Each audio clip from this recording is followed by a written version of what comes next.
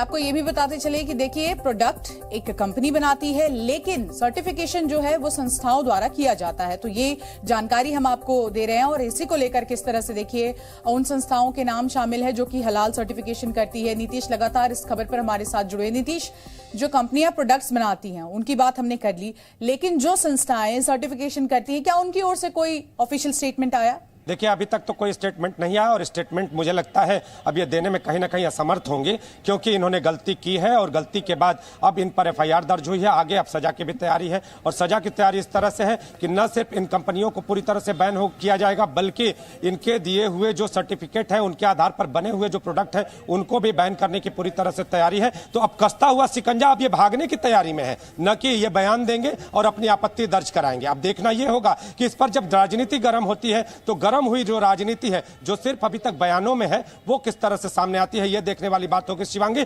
लेकिन यूपी में अगर बात करें तो हलाल सर्टिफिकेशन का मुद्दा अब गर्म हो चुका है। यूपी के सीएम ने इस मामले पर संज्ञान ले लिया है और संज्ञान लेने के बाद ताबड़तोड़ कार्रवाइयों का दौर शुरू हो चुका है। शिवांगी, नीतीश, आप हमारे साथ जुड़े रहिए और देखिए अब किस तरह से राकेश त्रिपाठी हमारे साथ जुड़ गए हैं, यूपी बीजेपी प्रवक्ता हैं। सर, जिस तरह से एक्शन में इस वक्त पूरा माहौल है, हम देख रहे हैं किस तरह से एफआईआर भी दर्ज कर लिया गया इस पूरे मामले में, आगे क्या कार्रवाई और राजनीति तो कहीं ना कहीं इस मामले पर गर्म होगी? देखिए, लगातार इस तरह की शिकायतें मिल रही थी कि खाद्य पदार्थों पर, इवन कपड़ों तक पे एक हलाल सर्टिफिकेट के नाम पर एक गोरख धंधा फैलाया जा रहा था, एक फ्रॉड करने का प्रयास किया जा रहा था।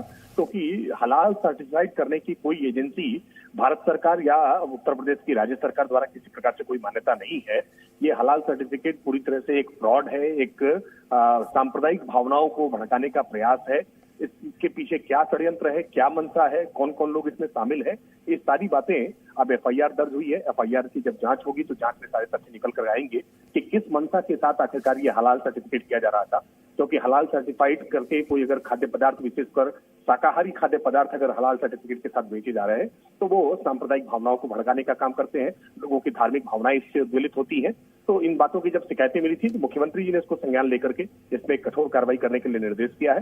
एफआईआर दर्ज हो चुकी है, इसकी पूरी जांच होगी और जांच में जो तथ्य निकल कर आएंगे उसके आधार पर कार्रवाई। बिल्कुल राकेश जी, लेकिन हम लगातार ये भी देख रहे हैं कि किस तरह से जांच होती है। जब भी योगी सरकार किसी बड़े कदम या कोई बड़ा एक्शन लेती है तो चारों ओर से कहीं ना कहीं जो है वो प्रहार भी किए जाते हैं। तो क्या आप लोग तैयार हैं इसका जवाब देने के लिए? देखिए, बिल्कुल, अगर कहीं कोई भी इस तरह का षड्यंत्र करेगा जिसमें कहीं सांप्रदायिक सद्भाव को बिगाड़ने का प्रयास किया जाए, कोई आर्थिक बहिष्कार करने का प्रयास किया जाए, कोई समाज में वर्गीकरण उत्पन्न करने का प्रयास किया जाए, तो ऐसी किसी भी बात को भारतीय जनता पार्टी की राज्य सरकार बर्दाश्त नहीं कर सकती है। ऐसे किसी भी मामले में कठोरता से एक्शन लेने के लिए हम तैयार हैं और इस पर कोई राजनीतिक आरोप प्रत्यारोप करने का मसला नहीं है। ये समाज के विभाजन का षड्यंत्र है और समाज के विभाजन का षड्यंत्र अगर कोई रास्ता है तो उसका पर्दाफाश होना जरूरी है। ऐसे लोगों को दंडित किया जाना जरूरी है। बिल्कुल, बहुत बहुत शुक्रिया आपका राकेश जी, इस तमाम जानकारी के लिए, हमारे साथ जुड़ने के लिए, सभी सवालों के जवाब देने के लिए। तो देखिए यूपी में किस तरह से हलाल सर्टिफिकेशन के नाम पर फर्जीवाड़े के खेल पर एक्शन शुरू हो गया है। लगातार ये जानकारी हम आपको बता रहे हैं। हमारे साथ नीतीश पांडे जुड़ गए हैं ग्राउंड जीरो से।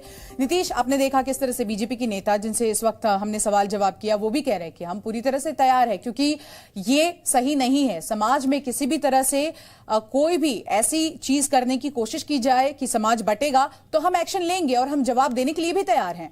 तौर पे भारतीय जनता पार्टी के जो नुमाइंदे हैं वो अपने जवाब की तैयारी किए हुए हैं। लेकिन आपको बता दें कि हलाल सर्टिफिकेशन के नाम पे जिस तरह से गोरख धंधा चल रहा था, आखिर ये हलाल सर्टिफिकेट बांट कौन रहा था, आखिर इस हलाल सर्टिफिकेट बांटने के पीछे की वजह क्या थी, आखिर कौन इसे साबित करना चाहता था। क्योंकि अगर बात करें तो भारत में पूरी तरह से लागू नहीं है, बैन है। तो ऐसी स्थिति में अब उत्तर प्रदेश में कैसे चल रहा था, और अगर चल रहा था तो एजेंसियों की निगाह इस पर इतनी देर क्यों गई, अगर ये सारे सवाल हैं। लेकिन आपको बता दें इन सारे सवालों के बावजूद भी जब यूपी के मुखिया ने इस पर संज्ञान लिया है तो इसके बाद विभाग एक्शन में है, ताबड़तोड़ कार्रवाइयां हो रही हैं। और अब राजनीतिक वार पलटवार तो अपनी जगह है, लेकिन जो इससे जुड़े हुए लोग हैं वो खुद को बचाते फिर रहे हैं, भागते फिर रहे हैं और अब कानून और पुलिस। बहुत बहुत शुक्रिया नीतीश आपका तमाम जानकारी के लिए। लौटेंगे